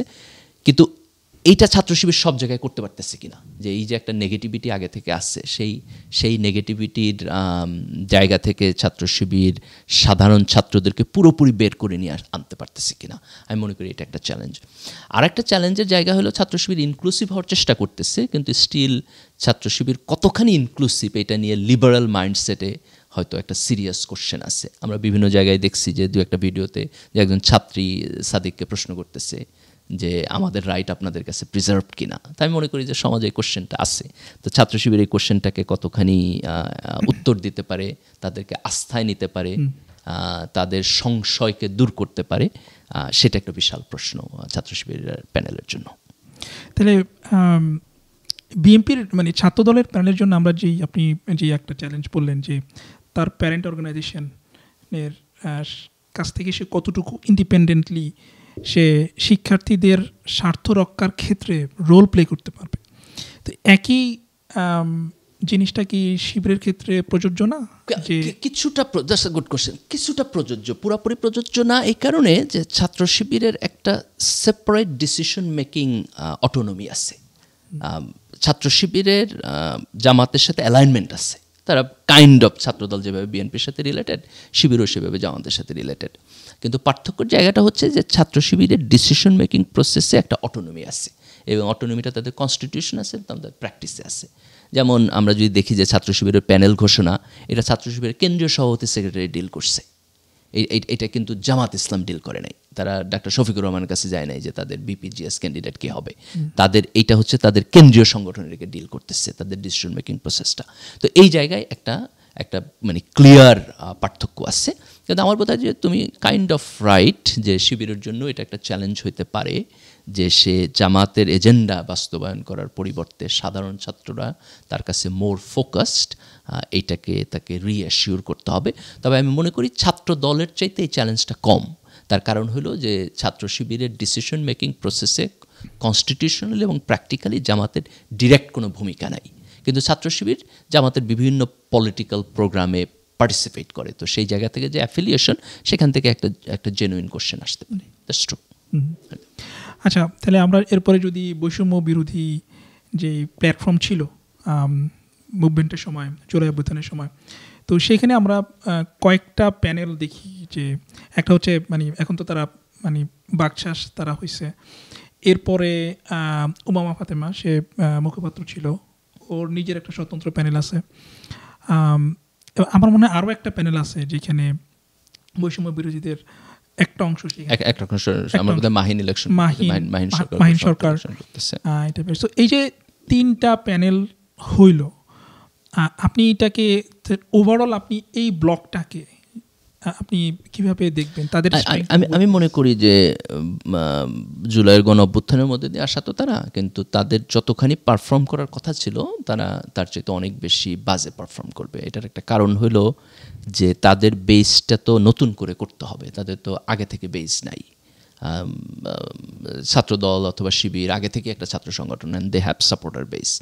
বাকশাস উঠে আসছে জুলাইয়ের গণ অভ্যুত্থানের মধ্য দিয়ে, তার ফলে তার সবচাইতে বড় কার্ড হইল সে যদি জুলাইয়ের পক্ষের শক্তিরে তার দিকে রাখতে পারতো এককভাবে, তাইলে পরে সে এইটার সবচাইতে বড় বেনিফিট নিতে পারতো। তো এখন আমরা দেখতেছি যে জুলাইয়ের পক্ষ শক্তির মধ্যে শিবিরের সাথে তাদের যে অ্যাফিলিয়েশন সেটা আলাদা হয়ে গেছে। জুলাইয়ের পক্ষ শক্তি তারা নিজেরা আলাদা হয়ে গেছে। উমামা বৈষম্য বিরোধী ছাত্র আন্দোলনে ছিল, সেখান থেকে সে আলাদা হয়ে গেছে। যারা বাকশাস এবং এনসিপির সাথে ছিল তাদের মধ্যে থেকে কেউ আলাদা হয়ে গেছে, এবং এনসিপি থেকে বহিষ্কারও করছে তাদের 1-2 জনকে। তো এই অনৈক্যের মধ্য দিয়ে আমি মনে করি যে তাদের যে একটা ঐক্যবদ্ধ ইম্প্যাক্ট তৈরি করার সুযোগ ছিল, সেই সুযোগটা তারা নষ্ট করছে। তাদের এখন একমাত্র বেনিফিট পাইতে পারে যদি সাধারণ ছাত্ররা একটা সার্টেন পর্যায়ে পলিটিক্যাল অ্যাফিলিয়েটেড লোকদেরকে কমপ্লিটলি অনাস্থা দেয়, এবং তারা মনে করে যে এরা যদিও এনসিপির সাথে এদের অ্যাফিলিয়েশন আছে, কিন্তু এরা যেহেতু নতুন, এদের অ্যাফিলিয়েশনটা শিবির অথবা ছাত্র দলের মতো এত স্ট্রং না। এই জায়গাতে যদি তারা কোনো একটা কনসিডারেশন পায়, তাহলে আমি মনে করি যে তাদের একটা সুযোগ হইতে পারে, কিন্তু আদারওয়াইজ তাদের অনৈক্যের মধ্য দিয়ে তারা তাদের সম্ভাবনাকে নষ্ট করছে। এবং এটা আমার বোধহয় এনসিপির রাজনীতির জন্য সত্য। বিভিন্ন ডাটা শো করতেছে তাদের সাপোর্ট 2-3%-এর বেশি না আমরা যতগুলো জনমত জরিপ দেখছি, এবং সেই সাপোর্টও মানে বাড়তেছে না, তাই না? যদি একটা এমার্জিং পলিটিক্যাল পার্টি হইলে এখন তাদের অ্যাটলিস্ট 10% সাপোর্ট থাকার কথা ছিল, কিন্তু তারা সেটা নিতে পারে নাই। একটা বড় কারণ হলো এই অনৈক্যের কারণে, এবং তাদের পলিটিক্যাল অ্যাপ্রোচ এবং অন্যান্য জিনিস আছে। তো এটাও আমি মনে করতেছি যে বাকশাসের উপর এটা ইম্প্যাক্ট ফেলবে। এবং আমার বোধ হয় যে ডাকসু নির্বাচনটা একটা খুব ইম্পর্টেন্ট বাকশাসের জন্য। আমরা যদি দেখি যে ডাকসুতে বাকশাস ভালো করতে পারতেছে না, তাহলে আমরা এনসিপির রাজনৈতিক ভবিষ্যৎ নিয়ে বোধহয় একটা কনক্লুশন টানতে পারবো। তার কারণ হলো যে বিশ্ববিদ্যালয় তো তার সবচেয়ে পাওয়ারফুল এরিয়া, তাই না? বিশ্ববিদ্যালয়ের ছাত্ররা আন্দোলনে গেছে, বৈষম্যবিরোধী ছাত্র আন্দোলন বিশ্ববিদ্যালয় ক্যাম্পাসে ছিল। তো এখন আমরা যদি দেখি যে সেই ক্যাম্পাসে তারা ভালো করতে পারতেছে না, এটা তো তাদের হাইয়েস্ট পারফরমেন্স হবে, তাই না? জাতীয় নির্বাচনে যেই জায়গায় তারা যাক, এই কমিউনিটি তার সবচেয়ে বেশি তাকে সাপোর্ট দেওয়ার কথা। তো বিশ্ববিদ্যালয়ে যদি তারা পুয়ার পারফর্ম করে, তাহলে এনসিপি সামনের দিনের রাজনীতিতে একটা শক্তিশালী পাওয়ারফুল দল হিসাবে দাঁড়াইতে পারবে না, এরকম একটা কনক্লুশন আমাদের যাওয়ার সুযোগ আছে। তবে এটাকে মিসরিড করা যাবে না তরুণদের পার্টিসিপেশনের ব্যাপারে। এনসিপি পার্টি হিসাবে ফেল করলেও কিন্তু তরুণদের পার্টিসিপেশন এবং ভূমিকা আগামী দিনের রাজনীতিতে থাকবে, বিভিন্ন রাজনৈতিক দলের মধ্যে আর তারা থাকবে, এবং কোনো না কোনো তরুণ গ্রুপ আবার বের হয়ে আসবে যারা সামনের দিনে ভালো নেতৃত্ব দিবে। আমি মনে করি বাংলাদেশের ডেমোগ্রাফি যে জায়গায় আছে, জুলাইয়ের মানে মানুষের অনুভূতি যে জায়গায় আছে, সেক্ষেত্রে তরুণরা সামনের দিনের রাজনীতিতে এক্সট্রাঅর্ডিনারি ভূমিকা পালন করবে। কিন্তু তরুণদের একটা গ্রুপ হিসাবে আমি যদি এনসিপি এবং বাকশাসকে দেখি, তাহলে তাদের অনৈক্যের কারণে যেই জায়গাতে তাদের যাওয়ার কথা ছিল সেই জায়গা পর্যন্ত তারা যাইতে পারে নাই। এবং এই নির্বাচনে বাকশাস যদি খারাপ করে, তাহলে আমার বোধ হয় যে এনসিপির রাজনৈতিক ভবিষ্যতের ব্যাপারে আমাদের মোটামুটি একটা সিনারিও, একটা কনক্লুশন টানার মতো জায়গায় এসে দাঁড়াবে। আচ্ছা, আমার মনে হয় সর্বশেষ প্যানেল বা ব্লক যেটা বাংলাদেশ মানে ঢাকা বিশ্ববিদ্যালয়ে বামদের সম্ভবত বাম রাজনীতি যারা করে তাদের 2টা প্যানেল সম্ভবত আছে, if I am not mistaken. একটা মনে হয় প্রতিরোধ পরিষদ, আর একটা আমি এই মুহূর্তে ঠিক মনে পড়তেছে না। তো ওদেরকে আপনি স্ট্রেংথ এবং উইকনেস আপনি কীভাবে দেখেন? বামদের যেটা প্রবলেম সেটা হলো যে বামরা যে রাজনীতি বাংলাদেশে করে এটা প্রাইমারিলি ইসলামোফোবিক এবং সেকেন্ডারিলি ফ্যাসিস্ট। তাদের মধ্যে একটা গ্রুপ তো হাসিনার সাথে দালালি করছে, তারা তো ফ্যাসিস্টেই। যারা এমনকি হাসিনার সাথে দালালি করে নাই, তারাও মানে গণতান্ত্রিক চরিত্রের দিক দিয়ে প্রচণ্ড পরিমাণ ফ্যাসিস্ট। যে একটা পার্টিসিপেটরি ডেমোক্রেসিতে সবাই থাকবে, এই বোধ এবং চিন্তাটাই তাদের মধ্যে নাই। যেমন আমরা ঢাকা বিশ্ববিদ্যালয়ে দেখছি যে বিসির সাথে বৈঠকে গেছে, মিটিংয়ে গেছে, শিবির থাকলে তারা থাকবে না। তো এটা তো ডেমোক্রেসির প্রাইমারি নর্মকে ভায়োলেট করে, তাই না? যে এই কারণে আমি তোমার পছন্দ করি না, এই কারণে তুমি বসলে আমি বসবো না।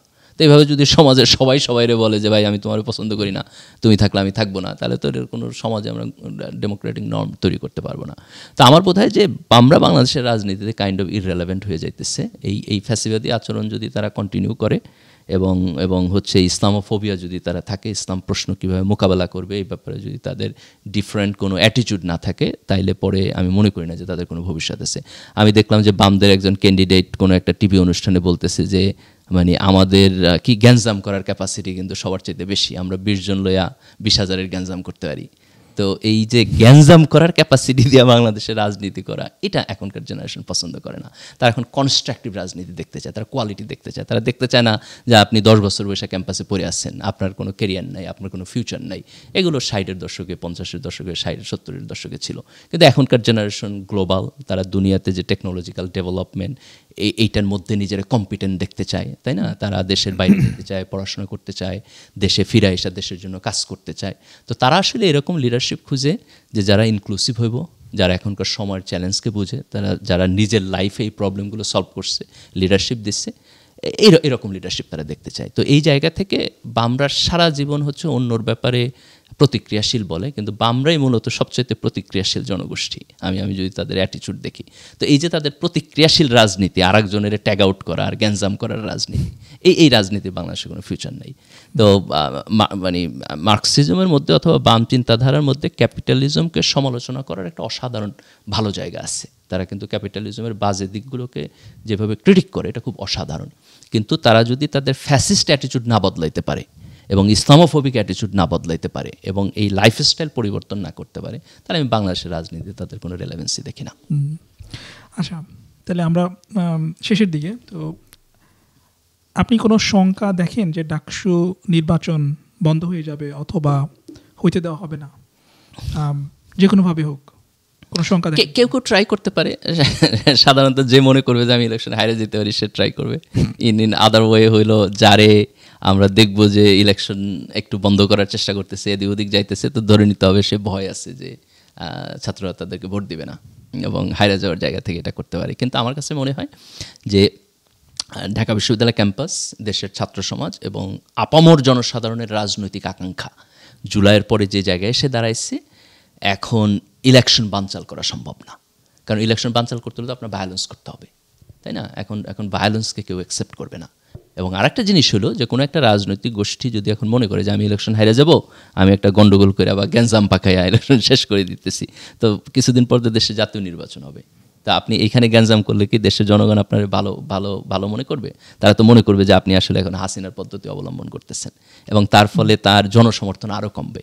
রিসেন্ট অনেকগুলো আমার বোধহয় অনেকগুলো না, বেশ কয়েকটা পাবলিক পোলে কিন্তু দেখা গেছে যে সুইং ভোটার যারা এখন মাইন্ডসেট ঠিক করেন এই সংখ্যাটা অনেক, হয়তো 40-50%। তা আমি মনে করি না যে কোনো রাজনৈতিক দল যারা আগামী নির্বাচন করতে চায় তারা এখন অ্যাফোর্ড করতে পারবে যে আমি নেগেটিভ রাজনীতি করব। এই নেগেটিভ রাজনীতি অ্যাফোর্ড করতে পারবে না। নেগেটিভ রাজনীতি করলে কী হবে? এই সুইং ভোটারদের মাইন্ডসেট তাদের থেকে আরও সরে যাবে। তো এই কারণে আমার বোধ হয় যে আমরা এখন এমন একটা সিচুয়েশনে আছি যেখানে আসলে ছাত্র সংসদে একটা ফ্রি এবং ফেয়ার ইলেকশন আপনাকে দিতে হবে ফ্রম এভরি পার্ট। এবং সো ফার প্রত্যেকটা প্যানেল যেভাবে সাধারণ ছাত্রদের কাছে যাইতেছে, ভোট চাইতেছে, একজন আরেকজনের সাথে বিতর্ক করতেছে, আলাপ আলোচনা করতেছে, একসাথে বসতেছে, এটাকে কিন্তু আমার কাছে খুব অসাধারণ মনে হয়।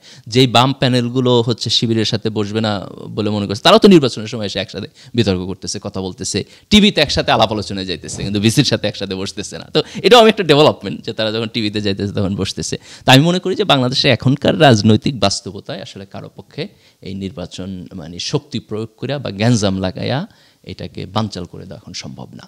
বরং আমরা এটার মধ্যে দিয়ে একটা ভালো গণতান্ত্রিক এনভায়রনমেন্ট ক্যাম্পাসে পাবো, এবং ক্যাম্পাসে যদি একটা ভালো গণতান্ত্রিক এনভায়রনমেন্ট থাকে এর একটা ইম্প্যাক্ট জাতীয় রাজনীতিতে পড়বে, এবং জাতীয় রাজনীতিতেও আমরা একটা ভালো গণতান্ত্রিক সিস্টেমের দিকে যাব। এটা আমার কাছে মনে হয়। আমি অপটিমিস্টিক, আমি ভেরি ভেরি হোপফুল ইনশাআল্লাহ। হ্যাঁ, ঠিক আছে। তো এই অন দিস অপটিমিস্টিক নোট তাহলে আজকে আমরা শেষ করি। আমরা লম্বা আলোচনা করছি, লাস্ট দুইটা পয়েন্ট। একটা হলো আমি আশা করি ঢাকা বিশ্ববিদ্যালয় এবং অন্যান্য বিশ্ববিদ্যালয়ের ছাত্র সংসদ নির্বাচনের মধ্য দিয়ে আমরা একটা ভালো গণতান্ত্রিক সিস্টেমের দিকে যাব, এবং সেকেন্ড হলো যে যারা ভোটার বিশ্ববিদ্যালয়ের ছাত্রছাত্রী ভাই বোনেরা যারা, তাদের প্রতি আমার যেটা মেসেজ থাকবে, আহ্বান থাকবে, রিকোয়েস্ট থাকবে, সেটা হলো যে ভোটিং প্যাটার্নরা যেন তারা মানে কেয়ারফুলি তাদের জাজমেন্ট ইউজ করে। এটা যেন র্যান্ডম না হয়, নেপোটিজমের মধ্যে দিয়ে না হয়, বরং আমরা যদি জাজমেন্ট ইউজ করে ভালো প্রার্থীকে ভোট দেই তাইলে পরে এইটা রাজনীতিতে একটা সিকোয়েন্সিয়াল ইম্প্যাক্ট তৈরি করবে। এটা আমাদের জন্য খুব প্রয়োজন, এবং DUCSU can set an example for the national election. So we hope for the best. আর যারা নির্বাচন করতেছে তাদের সবাইকে শুভকামনা, রাইট? আর কয়েক সপ্তাহ পরে নির্বাচন, good luck to all of them. Right, আমার মনে হয় লেস দেন 2 উইকস, 9 তারিখ সম্ভবত ইলেকশন। 8 দিন 9 দিনের মতো আছে। তাদের সবার জন্য good luck. Thank you. Bye by.